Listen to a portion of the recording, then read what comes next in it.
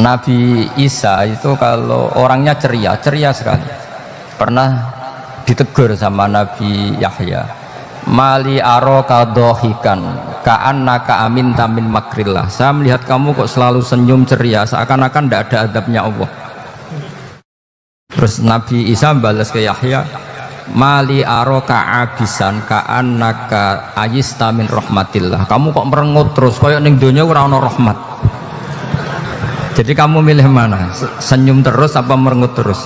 Partainya hanya dua, Nabi Yahya sama Nabi Isa. Jadi khazanah itu banyak. Untuk melawan penyakit itu ketakutan itu bahaya, karena bisa mengganggu imunitas tubuh. Orang harus percaya diri, harus pede. Meskipun harus hati-hati, tapi harus tetap pede. Dengan demikian imunitas tubuh kita terjaga. Jadi ya sudah seperti itu. Semua orang punya cara untuk menjaga diri masing-masing. Kemudian tentang Pak Ahmad Siddiq, saya tahu banyak karena dulu saya masih ingat. Ini sekaligus ijazah pada cucu-cucunya. Kalau sama anaknya tidak berani saya. Sama cucu-cucunya. Saya masih ingat Mbah Ahmad Siddiq itu sangat loyal sama yang namanya negara. Kita tahu beliau adalah termasuk orang yang bintang ketika Muktamar Situbondo, ketika NU pertama kali nerima asas tunggal, yaitu Pancasila. Kayak apa ulama-ulama kita, ya mulai Mbah Ahmad Siddiq, Mbah Ali Maksum, Gus Dur, Mbah As'ad, semuanya lah, termasuk Mbah Mun, semuanya loyal sama negara, sehingga NU menerima asas tunggal. Itu saya masih ingat karena Bapak dulu perwakilan dari NU cabang Lasem. Beliau pernah ngundang Mbah Ahmad Siddiq di sini. Zaman itu zaman Pak D. Dzufar, ikut ngundang ke sini bapak saya. Itu saya menangi beliau ngisi pengajian di hallnya buyut saya, Mbah Umar bin Arabi. Jadi saya ini zuriyahnya Mbah Umar bin Arabi, sama dengan keluarganya Kiai Hamid Pasuruan. Itu beliau cerita bahwa kemenangan Islam itu tidak harus kita yang menang kangelan. Kadang Allah bikin orang lain yang kangelan, kita yang ikut menang. Jadi dulu kata beliau, banyak ulama ketika kita diserang Jepang, saya masih ingat, saya karena pas itu ikut ke Lasem, karena saya santri sarang, Mbah Mun ngisi di Lasem, saya ikut di Lasem karena saya masih keluarga. Itu ulama-ulama itu mimpi dibacakan ayat ghulibatir rum fi adnal ardi wa hum min ba'di ghalabihim sayaghlibun fi bid'i sinin lillahil amru min qablu wa min ba'du wa yawma idzi yafrahul mu'minun. Itu dulu itu ada pertarungan besar antara kerajaan Romawi dan kerajaan Persia. Kita tahu Romawi itu Nasrani. Saya ulang lagi, Nasrani itu percaya adanya Allah, adanya Tuhan, dan percaya adanya kitab samawi. Sementara musuhnya itu Persia, orang yang tidak bertuhan, tidak berdasar kitab samawi. Ketika Persia mengalahkan Romawi, itu orang Islam ikut susah, karena terus dibully sama orang-orang kafir Mekah. Orang kafir Mekah adalah orang yang tidak punya kitab samawi. Katanya orang kafir Mekah, iku lho balamu, jute duwe kitab, jarene di hubungan mbek langit, nyatane perang keok. Paling kon yo podo.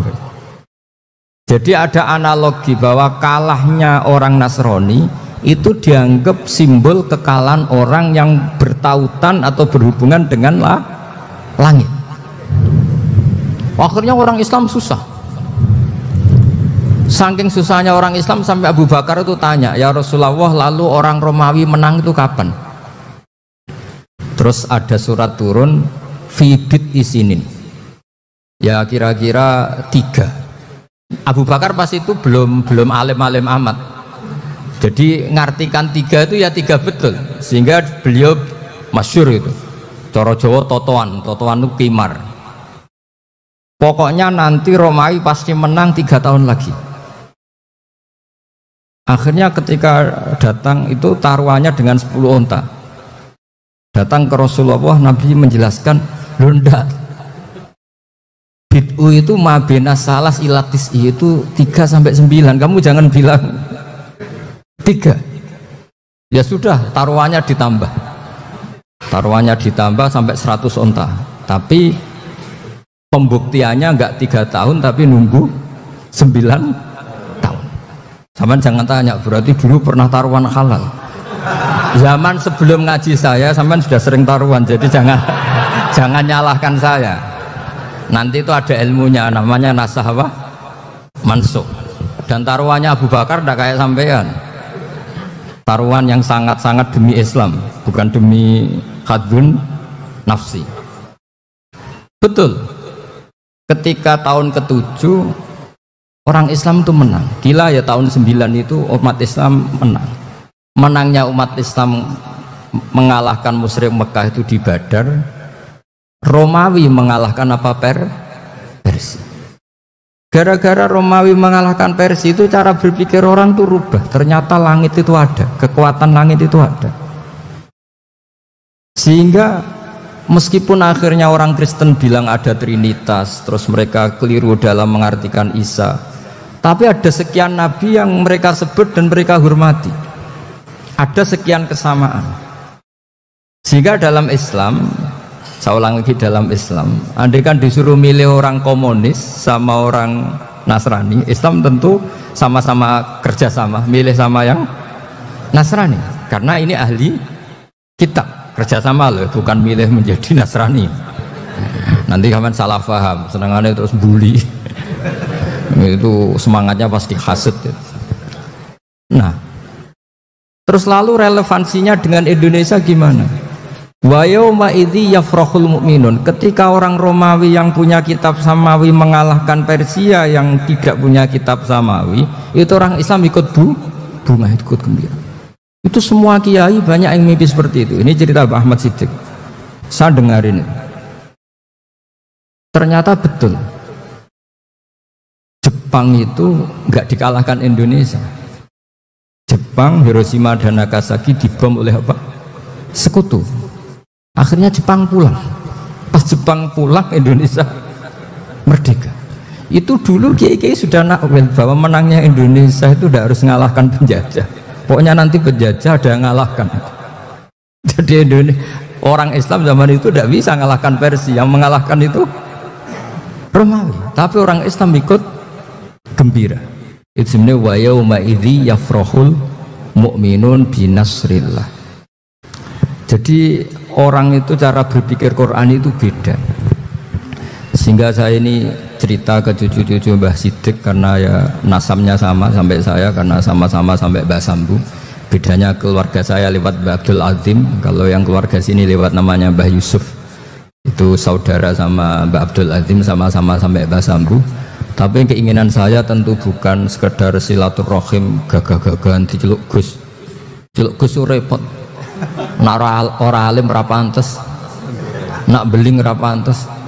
Salam templek 1.000 jaluk swarga. Tuhan, kok mentalane 1.000 jaluk. Kamu nginep di hotel 100.000 itu tidak cukup, apalagi untuk bayar apa? Surga. Itu nggak sopan sekali.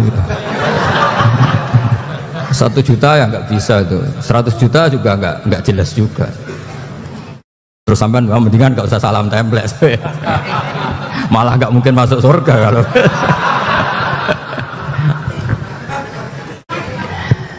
Jadi dulu yang namanya zuriyah, sampean tenang saja, nasab sampean tidak kalah dengan kita, karena nanti setelah di kuburan itu gus-gus itu nggak penting. Semua kalau ditanya bapak kamu siapa, jawabannya siapa? Nabi Ibrahim. Sudah parmin parlan hilang semua, sudah aman pokoknya nanti. Karena kalau nanti ditanya malaikat bapak kamu siapa, jawabnya Nabi siapa? Ibrahim. Makanya saya itu pemuja Allah yang serius. Sampean ya pemuja Allah, tapi kan kadang kurang alim.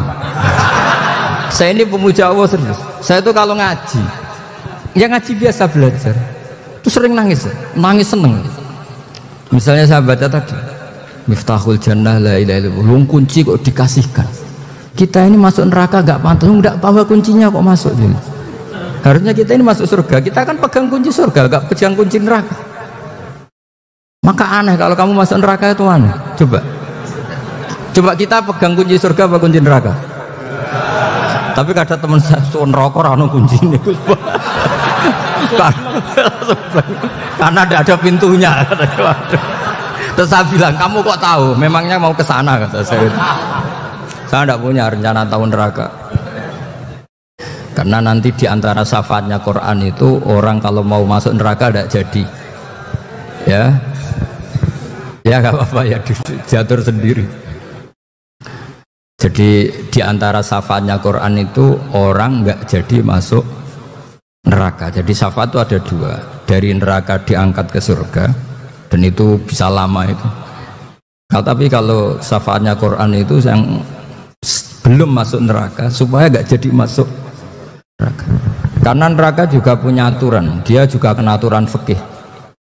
Jadi lo betul ini, saya ada hujan. Jadi kena konstitusi apa? Fikih. Sama tak ceritani syafaatnya Quran itu ada orang itu beling itu fasik. Itu dia hafal surat Tabarok. Hafal betul. Tabarakalladzi biyadihil mulku wa huwa ala kulli syai'in qadir alladzi khalaqal mauta wal hayata. Pertanyaannya gini, boleh enggak orang menginjak surat Baqarah? Boleh enggak? Enggak. Padahal orang hafal Quran itu artinya ayat itu ada di hatinya. Fa inna wa ta'ala la yu'adzibu qalban wa al-Qur'ana. Allah tidak akan menyiksa hati yang menyimpan Quran, yang jadi flash disknya Quran, yang jadi rekaman Quran. Singkat cerita orang ini hafal. Pas ketemu Mungkar Nakir prosedur kan, ini orang fasik mau diantemin sama Mungkar Nakir. Prosedur ya, dia kan prosedur standar. Si surat Tabarok akhirnya menjelma jadi seseorang yang gagah berani. Kamu nggak boleh nyiksa orang ini. Saya ini kalamu. Kalau kamu nyiksa dia berarti nyiksa saya. Kamu berani sama kalamu. Wah ya tidak berani karena tapi orang itu nakal, harus saya gebukin. Tapi kata Quran tadi, tapi saya di situ pasti kena saya.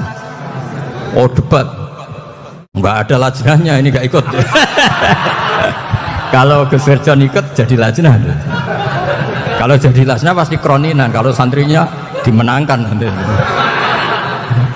Wah, akhirnya debat. Ya sudah kita ketemu Allah. Akhirnya Mungkar Nakir sama Quran tadi surat Tabarok datang sowan sama Allah. Terus kata Allah, memangnya kenapa Mungkar Nakir? Saya harus nyiksa dia karena dia fasik ya Allah. Memangnya kenapa surat Tabarok? Saya ada di situ. Menurut aturan orang tuh nggak boleh injak-injak Quran. Kalau dia nutuk saya, nutuk Quran. Itu harus dikasih tahu fikihnya Mungkar Nakir. Akhirnya Allah ngendikan gini ke surat Tabarok, ya sudah terserah kamu. Kalau terserah kula Gusti, Mungkar Nakir gak boleh nyentuh orang ini. Ya sudah selamat. Sehingga terus itu sama baca di termasuk mujizatnya surat Tabarok di tafsir Ibnu Katsir banyak. Karena tadi logikanya malaikat itu juga kena aturan fikih. Sehingga banyak ulama termasuk Said Muhammad ngendikan pertanyaan Mungkar Nakir itu tidak semua orang kena. Kalau semua orang kena, nanti kalau tanya Nabi Muhammad, waman Nabi Yuka, kacau kan jamnya. Nabi kamu siapa? Lu saya ini Nabi. Ya kan? Lah nanti kalau pas ketemu Nabi Ibrahim, waman Abuka, jadi repot kan?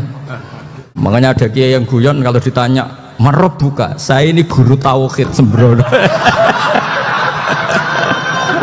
Saya ini ngajar Umul Baro, ini kamu tanya Marob buka. Masyhur itu keramatnya Imam Malik itu. Ada Ashabu Malik, rajulun min ashabi Malik. Beliau ditanya Mungkar Nakir Marob buka mana buka. Imam Malik datang, ini seumur-umurnya itu ngajar tauhid. Kamu bedai enggak sopan kamu. Nah, kita berharap barokah sampean ngaji nanti itu. Yes. Malaikat itu anak sungkane itu. Jadi itu ada juga. Dan saya meskipun guyon itu serius. Bedanya orang alim sama ndak itu di situ. Kalau orang alim itu guyon itu masih benar, masih serius. Coba saya bacakan ayatnya. Ala inna auliya Allahi la khaufun alaihim wa lahum yahzanun. Terus lahumul busyra fil hayatid dunya fil akhirah. Artinya kalau Mungkar Nakir dengan penampilan garang gitu, berarti ada ketakutan apa enggak? Ada, padahal ciri utama walinya Allah tidak ada ketakutan. Makanya itu termasuk dalilnya Sayyid Muhammad, tidak semua orang alami seperti itu, karena wali-wali itu la khaufun alaihim wa lahum yahzanun. Wah anak kiai ketemu karena kerja wedi derwedeg. Iku dreseke ora kok pertanyaane tok, nak konan santri piye. Lho isen wis kiai dihanjuti mungkar nakir. Malu gak kira-kira? Mesti plengakan konan santri piye. Nak jawabannya gampang karena pernah ngajar tauhid. Makanya Sayyidina Ali ini cerita ini ada di kitab Nurul Dholam, sama lihat di kitab Nurul Dholam karangannya Syekh Nawawi Banten. Itu Sayyidina Ali itu ya, andai kan orang biasa mungkin ya agak-agak hasut, tapi ini wali gak boleh kamu katakan hasut. Dia itu mangkal sama Umar. Orang kok setiap orang pernah dibentak, apa dia berani bentakmu karena nakir? Penasaran dia.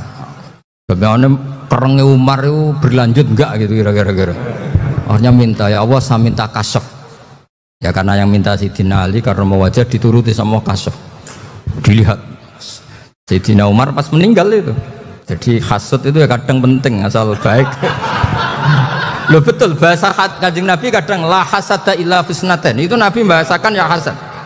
Gus Firson aja yang nafsirkan ghobtoh itu kan gaya-gayanan sebagai ulama. Aslinya Nabi ngendikannya itu la hasada illa fisnaten.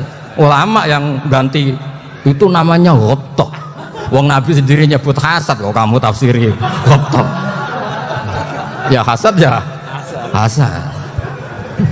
Udah ndak usah ditakwil-takwil pokoknya gitu. Kalau sampean nggak percaya nggak apa-apa. Kok gitu aja kok repot. Karena sampean nggak percaya kemungkinannya dua. Satu nggak ngerti. Dua sama-sama alim kan dari awal kalau sama-sama alim kan laisali alimin ayuqallida aliman akhir. Kita nggak perlu saling mengikuti. Ngapain hasud? Biasa aja. Akhirnya Sayyidina Ali kasih. Pas Umar bangun, setelah mati kan bangun, setelah meninggal bangun. Mungkar Nakir datang dengan perangai yang sangat garang. Itu digambarkan Sayyidina Ali matanya itu kalkidril ghali, kayak apa kendil yang apa mengangang. Wah seru. Sayyidina Ali senang, paling takut ini Umar. Senangnya bukan main, wah ini mesti takut Umar. Biasa. Ternyata enggak, Umar malah bangkit. Woi Mungkar Nakir ya. Kamu tahu menghadapi siapa? Itu betul ya? Kamu itu menghadapi temannya ahabbal khalqi ilallah. Yang diandalkan temannya bukan dia. Kamu tahu yang kamu hadapi, saya ini teman kekasihnya Allah. Jadi boleh kamu mengandalkan Mbak Virjon. Tapi nanti resikonya Mungkar Nakir tanya, itu Virjon siapa? Wah itu masalah kan. Makanya syaratnya wali itu harus ma'rufun fis sama. Di langit sudah populer. Makanya dulu ada orang yang saking seninya Abdul Qadir ditanya apa saja jamnya Abdul Qadir Al-Jilani itu aman karena beliau populer. Makanya program kita harus populer dulu di langit. Nah, itu nanti kalau dicatut oleh santri-santri nggak apa-apa. Kalau nggak populer nanti dicatat, itu siapa? Masalah ini. Umar itu yang dibanggakan itu, kamu tahu saya siapa? Ya tidak tahu. Saya ini temannya kekasihnya Allah. Temannya Muhammad. Iya Muhammad Rasulullah. Wah mikir, waduh, repot. Loh di dunia aja gitu kan, temannya presiden, temannya panglima, apalagi ini temannya Sayyidul Awalin wal Akhirin. Di dunia aja bilang temannya presiden, menteri, orang sudah takut, apalagi ini temannya Sayyidul Awalin. Yang Mungkar Nakir terus konfirmasi sama Allah, gimana ya Allah ini ngadepi.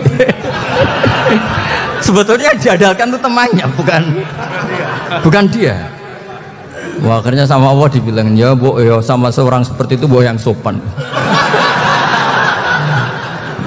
Terus semenjak itu Mungkar Nakir itu nggak selalu berpenampilan seperti itu, sangat. Jadi semoga itu konsisten sampai nanti.